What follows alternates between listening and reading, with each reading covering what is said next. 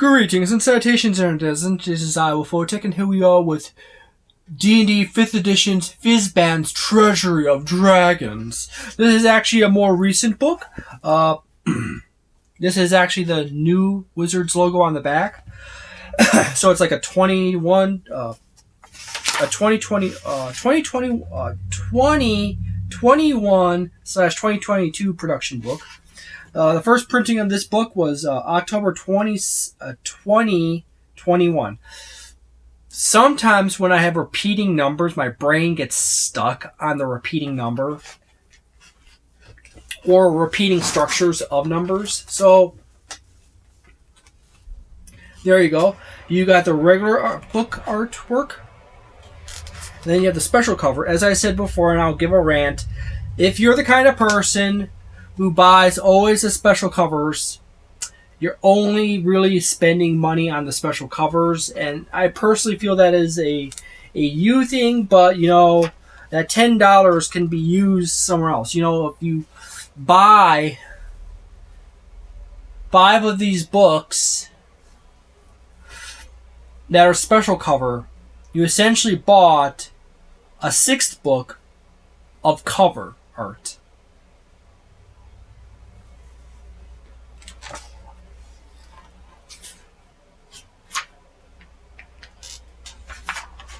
So there you go. You got the table of contents, the elegy of the first world, character creation, dragon magic, dragons in play, lairs and hordes, draconians, bestiary, and sidebar. This is actually one of those weird books in the new Wizards of the Coast line of books, where this is the player section, and this is all more or less game master kind of stuff, which is fascinating because it's usually flipped around the other way, where most of the first 2 columns are game player stuff, and then you got this little tiny stuff over here for the game master or the dungeon master. But anyways, Elegy of the First World, which is basically a little poem about where dragons came from. And then you have Treasure of Dragons by Fizban here, a little information on the chapters and what's in them, explaining the first world and the many other worlds in which dragons can be found, in like Forgotten Realms, Greyhawk, Dragonlance, Eberron. The concept of dragonsight, where a dragon becomes so old and so powerful and so connected with the energies of the multiverse that they can actually see into the other multiverses, which is interesting in itself. You got some neat artwork on the front here. And then you have the section on dragon races. You got the regular chromatic dragons, the gem dragons, and the metallic dragons. Personally, in my book, the gem dragons are the best ones overall, but I'm not going to like throw down on that. However, metallics are pretty decent and have a handy-dandy secondary breath attack that can be used. That's typically a debilitation type of attack. So if you're a more so let's go this way. Chromatics are more raw power, easy framework of mind. If you want to focus for power of just hitting hard, doing really good, Chromatics seem to be that option. Gem dragons seem to not be just outright powerful, but they do have some versatility or utility features added in, and some of their attacks are not very well not heavily resisted by various opponents or monsters, so you can easily maintain a more balanced overall damage yield with gem dragonborns. And you have some utility abilities like telepathy, telekinesis, flying, as your gem dragonborn levels up. And then the chromatics have that middle ground in damage, where they're pretty darn good overall in damage. But the problem between chromatics and gem metallics is metallics have more easily usable breath weapon, where the Chromatics has more firepower that can hit one opponent harder, but they are just not as flexible about it. Where the the metallics have the nice ability in their attack, where they can, as I said, use debilitation moves and stuff like that with their breaths. Then you have subclasses with the the first one being the Monk Way of Ascendant Dragon. The Way of the Ascendant Dragon is pretty neat in itself. I have yet to play one. It's on my list of things to do. Not to get into checking on that, but it doesn't seem terribly bad. And you have the Draken Ward Ranger, which is also interesting in itself. Yet again, I have yet to play those. You got Dragon Feats. I don't play Dragonborn terribly often, so I don't use said Dragon Feats terribly often. You got a nice little section on magic. By the way, these spells in this book are pretty much a good ratio between 2nd level and 7th level. The bulk of them are basically 2nd and 3rd level, with a single level spell after from 3rd level on, all the way up to 7th. You happen to have a nice range of options and flexibility with these spells. You know, you got Rims, Binding Ice, and and Fizban's Platinum Shield, which actually are pretty neat all around offensive and defensive options. Yet again, it's a really nice combination. You also happen to have a really nice mixture of magic items in here. I do love my Dragonhide belt, as I play a lot of monks. And this one happens to be one of those patch abilities that improves your dice, your martial arts die, and your key ability much more effectively. You have a lot of dragon-themed magic items in here, which are quite nice.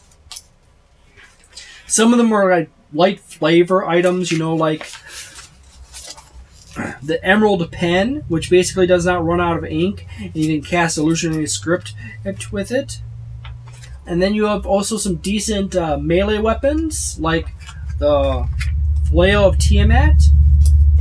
And you also have a few other really fun stuff like in here, like Potion of Dragon's Majesty, Topaz Annihilator, and so forth, which is actually a firearm, Topaz Annihilator. Then you have a nice section on Horde Items. Horde Items are magical items that you find in a Dragon's Horde, or you put into a Dragon's Horde, so it absorbs the Dragon's magical energy and becomes powered up. Now, there is nothing on D&D Beyond, as far as I've seen, as of recently, that easily implements the Dragon Horde item feature. So it's largely a thing that's mostly outside of games, but I had to go ahead and dig through D&D Beyond and double check that again. Since I mentioned D&D Beyond, D&D Beyond is currently owned by Wizards of the Coast. So as of the current time, Wizards of the Coast is adding newer content to D&D Beyond, especially for it. However, it is very important to know that Wizards of the Coast has a extremely well-established history of having a platform for an edition or a series of a game series, and then at whatever random point or a new edition comes out, they just discontinue it. They had a platform for Dungeons & Dragons 3.5. They had a platform for D20 Modern. They had a platform for various other TTRPGs. They had a platform for Dungeons & Dragons 4th Edition. They all shut them down. They have multiple platforms for Magic the Gathering. Wizards of the Coast has a really, really fudged up history with starting platforms, getting you to start buying tons of stuff, and then 5, 6 years later, shutting it down because they want to get you to move on to something else. So be forewarned. If you're a person that uses D&D Beyond, there is a possibility that you're going to lose money. So there you go. You have a nice broad range of items here. You also have dragon gifts, which are kind of like epic boons and feats, where a dragon can bestow a part of its magical essence on you and infuse you with it, and you gain abilities. Or you can fundamentally change into something like, say, like Dragon Rebirth right here. Basically turns you into a Dragonborn. You basically, if you're a halfling, you're just like, okay, now I am a Dragonborn. I turn into an egg, I form into an egg, and then I hatch, and I'm now a Dragonborn. Stuff like that, you know, which actually is a thing that actually happened in the past.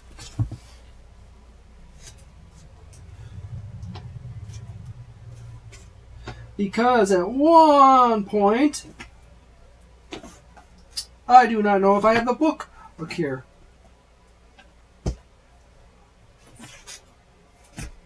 No? No, I don't. Do I have the book?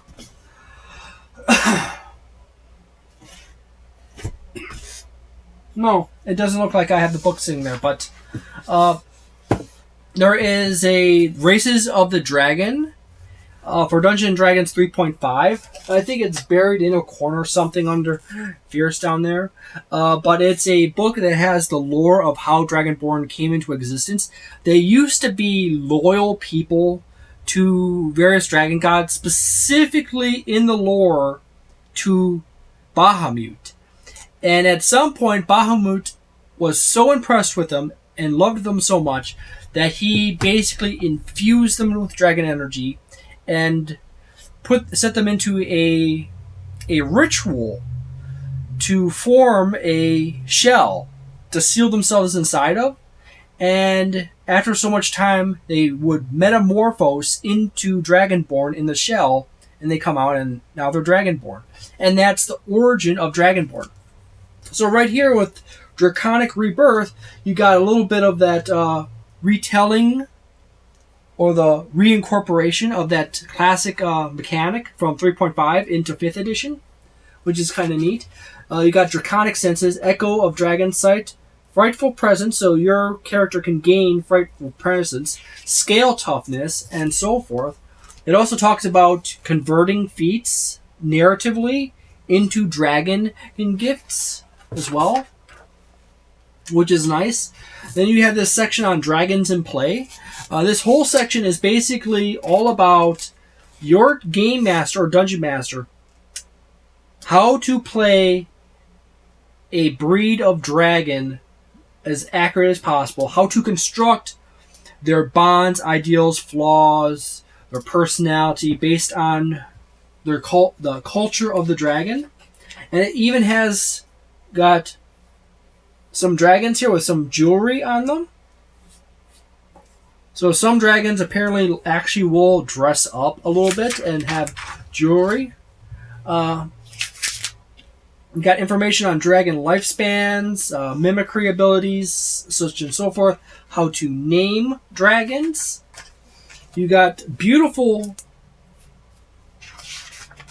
right here, you got different dragons at various developmental stages, like Blue Dragon Wormling,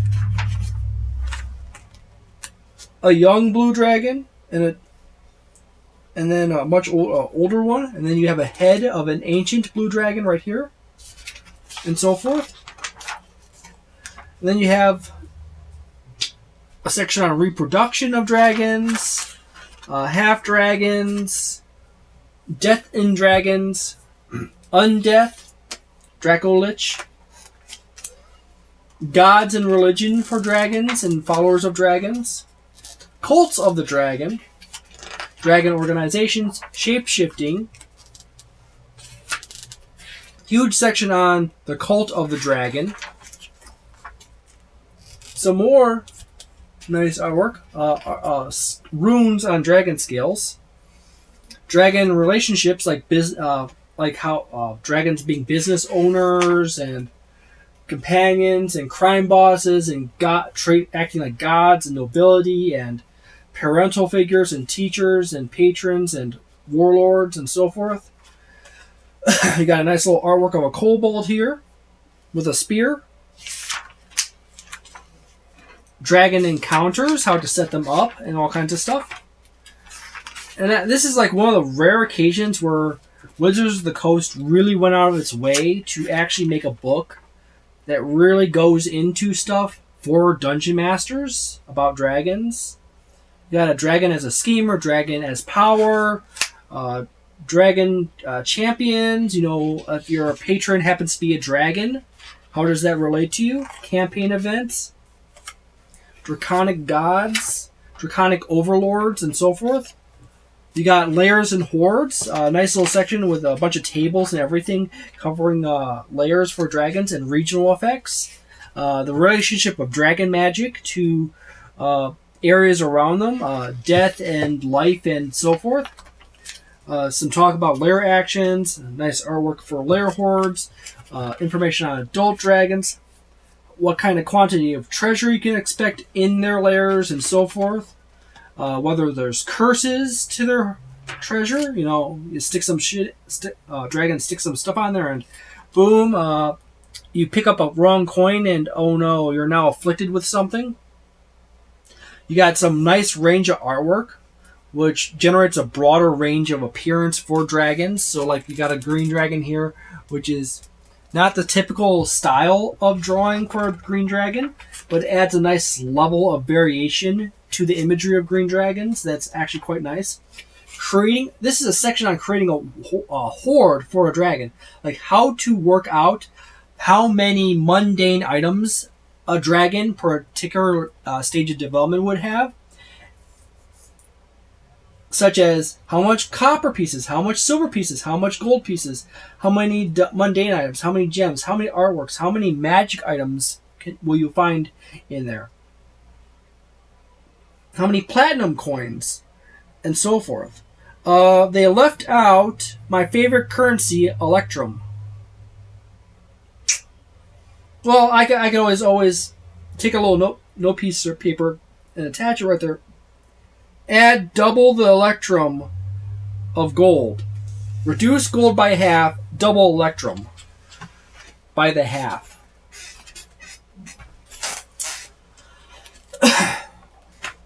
I always love putting Electrum in my shit.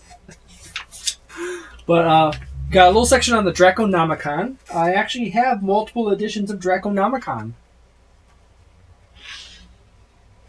Do I really want to see if I can dig one out? No, I'm not going to. But anyways, you got a quick list of various dragons. You got more tables.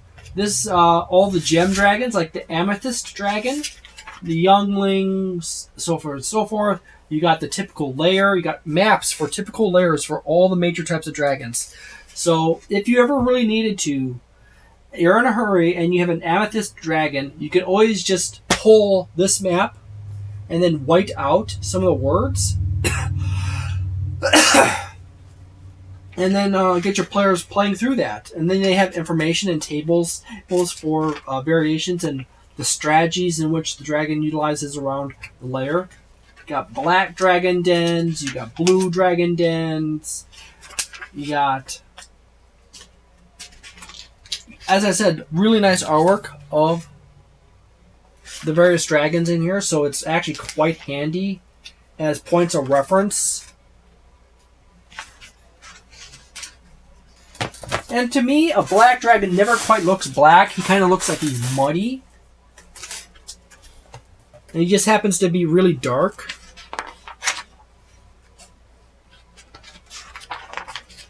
But you got a blue dragon lair right here.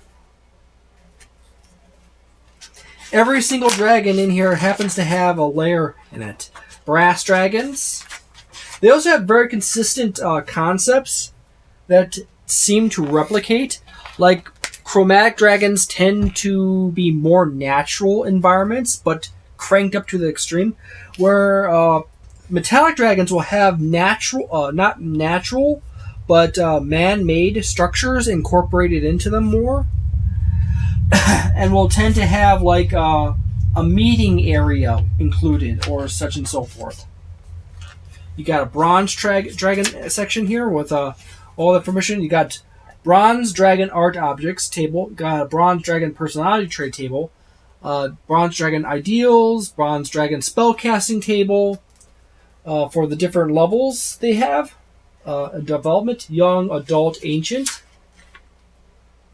Bronze dragon adventuring hooks. By the way, these all replicated over into the other different tables, like the amethyst and the black and the blue and the gold and the silver and so forth. You got special connected creatures like bronze dragon wormling connections, bronze dragon, young bronze dragon connections, adult, ancient, so forth. You got a section on bronze dragon lair, yet again, human-made structure right here. So, as I said, the metals tend to, or metallics tend to incorporate a lot of human stuff, with the exception of like the copper or humanoid. You got a section on crystal dragons and their lair. You got a really nice, beautiful range. Deep dragons, which are also known as purple dragons in Dungeons & Dragons lore. You got a section on turtle dragons and what nice artwork of a turtle dragon.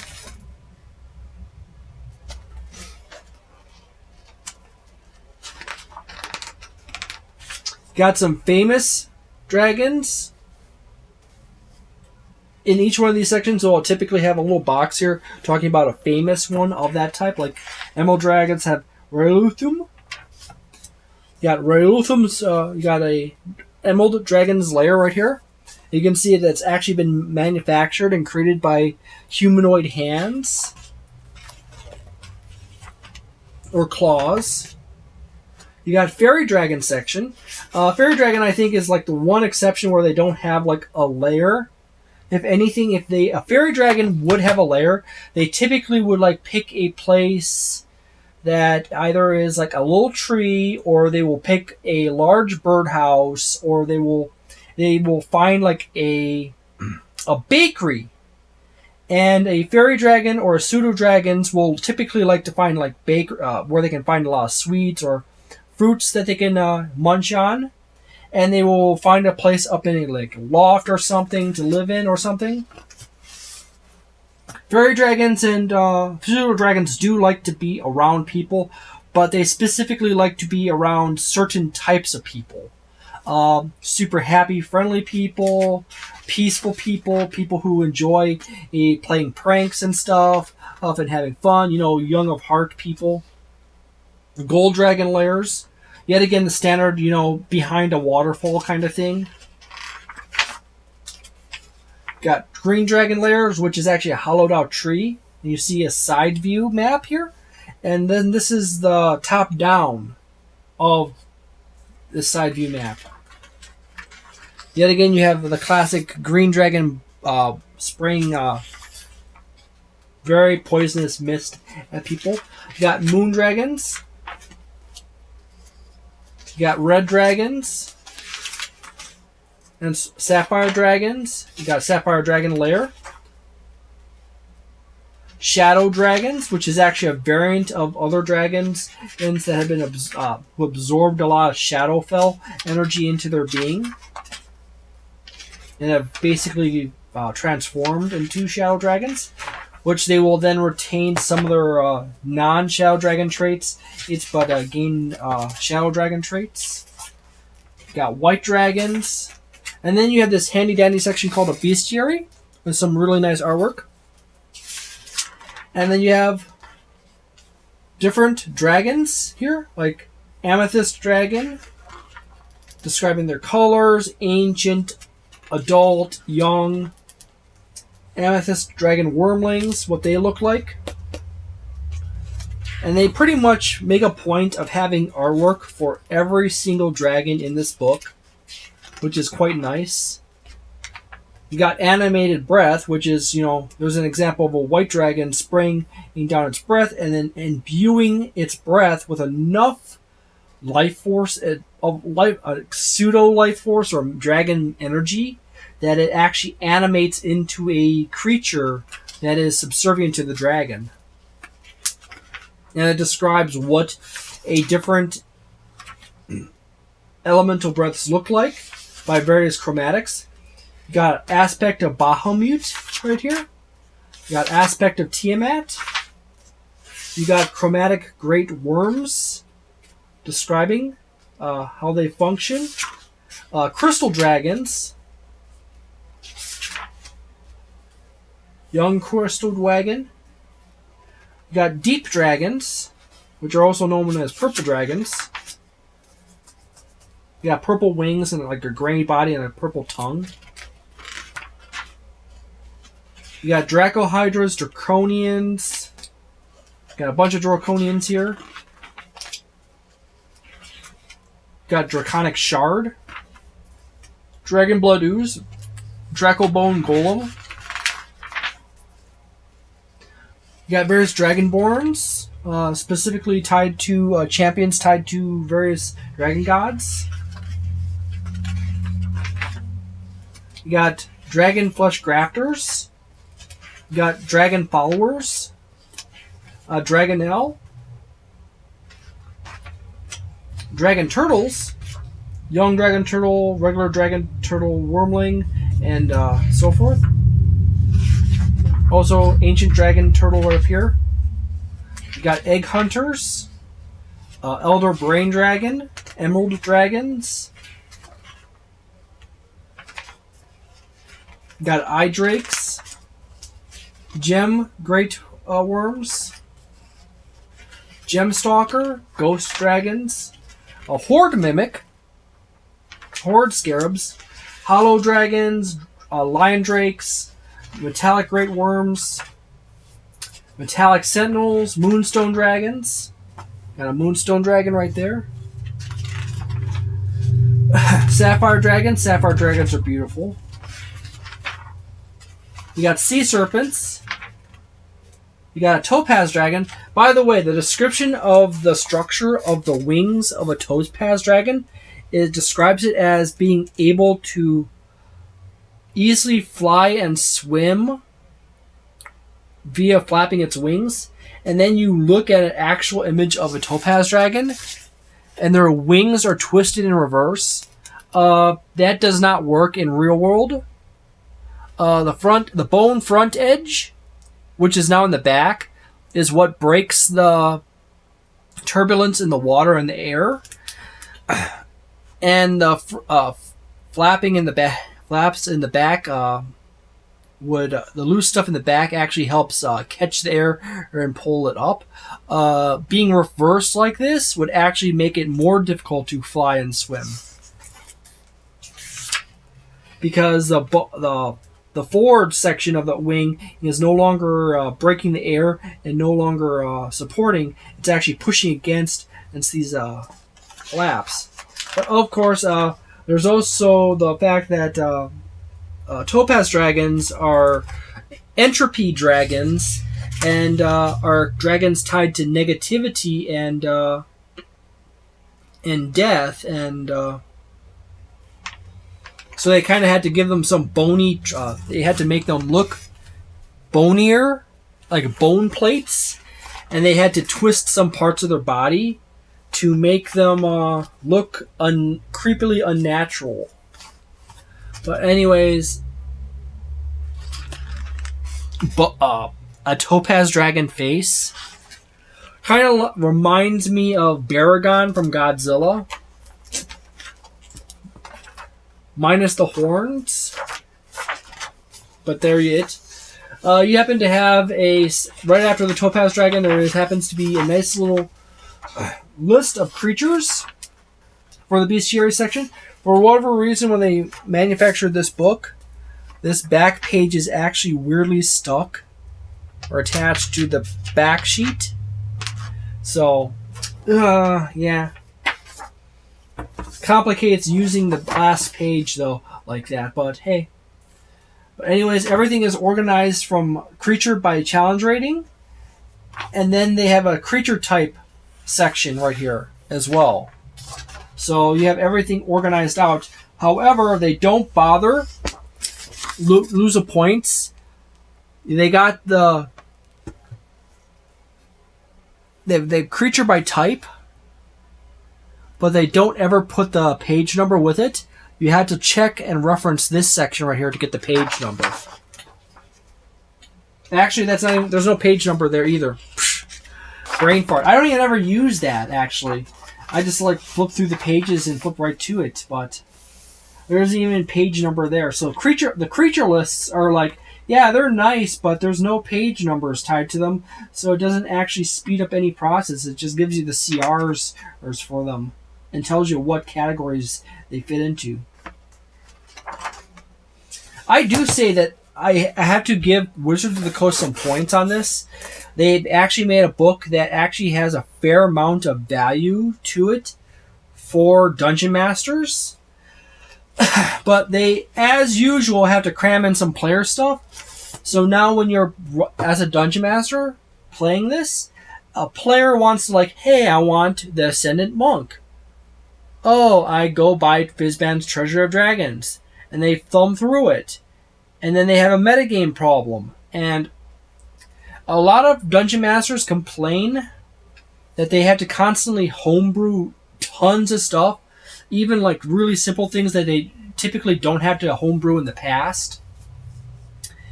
And the truth is that Wizards of the Coast undermines Dungeon Masters left and right by always cramming player options into Dungeon Master books. Neat. It's a nice way to sell more books, but it also complicates the fact that it now has mechanics that Dungeon Masters use that's at easily hands for players, so the Dungeon Masters have to rework the mechanics or discard stuff. Oh well. I do say overall, being that this is one of the few books that's really heavily Dungeon Mastery, that gives a lot of stuff for Dungeon Masters, I would actually give this like a 4.5 star book. This is a 4 to 4.5. In 2024, the new updated version of Dungeons and Dragons will be coming out. But this is a newer book, so it probably shouldn't be too far off from this book. But we can never know. Wizards of the Coast has an incredibly deep history of lying to people about stuff. Like saying, oh, it's nothing big, and then it turns out to be something really big. Or selling them a digital platform and then shutting it down after a new edition comes out. So there you go. I hope you enjoyed this video. I hope you have a delightful day, a nice night, a wonderful weekend, a magnificent month, and see you next time.